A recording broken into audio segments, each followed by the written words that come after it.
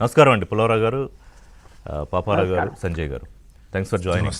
So Pullarao గారు, ఎట్లా చూడాలంటే ఒక పెద్ద షాక్ అని మనందరం రిపోర్ట్ చేస్తున్నాం, దాదాపు అన్ని పత్రికలు, మీడియా, ఇంటర్నేషనల్ మీడియా. ట్రంప్ ఏమో షాక్ లేదు గీకు లేదు అని వాళ్ళనే అసలు దేశానికే అవమానం ఆ న్యాయమూర్తులే అంటున్నాడు. ఆయన ఇంకా 10% ఎక్స్ట్రా వేస్తాను సుంకాలు అంటున్నారు. ఏంటి, వాట్ ఆర్ ద పాసిబిలిటీస్? షాకా కాదా? షాకే, కానీ ఒక నెల బట్టి ఇలా జరుగుతుందని వాళ్ళందరికీ తెలిసిపోయింది. షాక్ ప్రిపేర్ అవుతున్నారు. మీ జ్ఞాపకం ఉన్నది కదా, 500% టారిఫ్ వేస్తాం, రష్యాతో ఆయిల్ కొంటామని ఆ చట్టం పాస్ అయింది. అది మర్చిపోవద్దు. ఇప్పుడు ఆయన దగ్గర ఆయన క్లుప్తంగా చెప్పాలంటే షాక్. ఎందుకంటే దీంట్లో ఉన్న షాక్ ఆయనే సాయంకాలం కూర్చొని నీ మీద ఎంత వేస్తాను, నీ మీద ఎంత వేస్తాను అనేది అది పోయింది. అలా చేయలేదు. అంతా వాళ్ళ పార్లమెంట్ చట్టసభల ద్వారా అప్రూవల్ అది రావాలి. వాళ్ళకి 250 సంవత్సరాల నుంచి ఉన్న విశేషం ఏంటంటే 3 స్తంభాలు ఉన్నాయి: జ్యుడిషియరీ, చట్టసభలు, ప్రెసిడెంట్. ముగ్గురు పంచుకున్నారు అథారిటీ. ముగ్గురు కలిసి ఉన్న విషయాలే ముందరికి వెళ్తాయి, లేకపోతే వెళ్ళవు. బ్యాలెన్స్ ఆఫ్ పవర్స్, ఎవరికి ఎక్కువ పవర్ ఉండకూడదని పెట్టారు.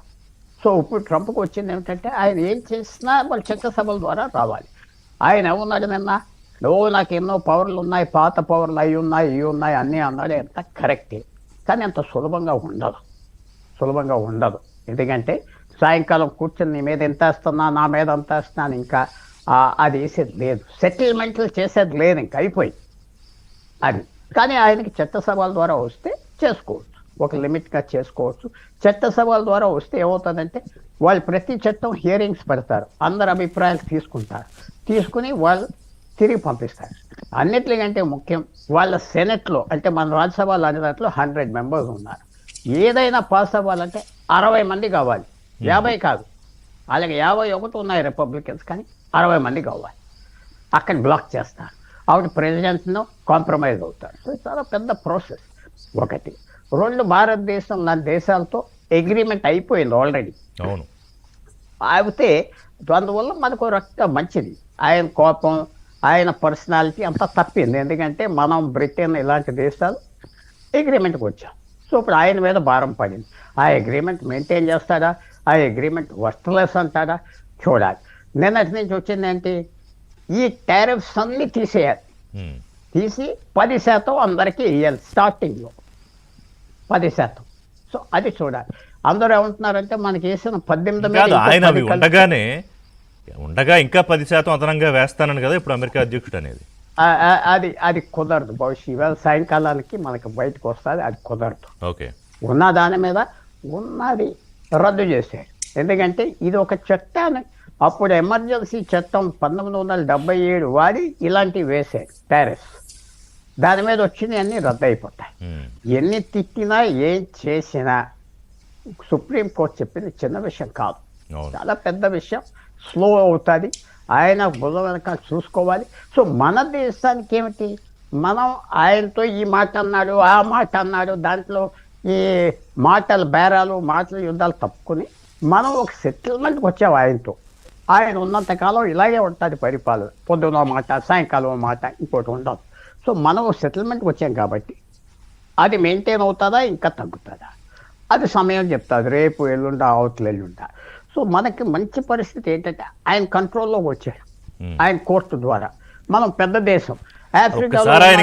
ట్రాన్స్ఫార్మర్ పవర్ కట్ అయిపోయినట్టు అయిపోయింది ఈ తీర్పుతో. ట్రాన్స్ఫార్మర్ కాదు, ఆయన కొద్దిగా పవర్ షాక్ వచ్చింది. సామాన్యమైన వ్యక్తి కాదు కాబట్టి ఎవరిని లెక్క పెట్టడు.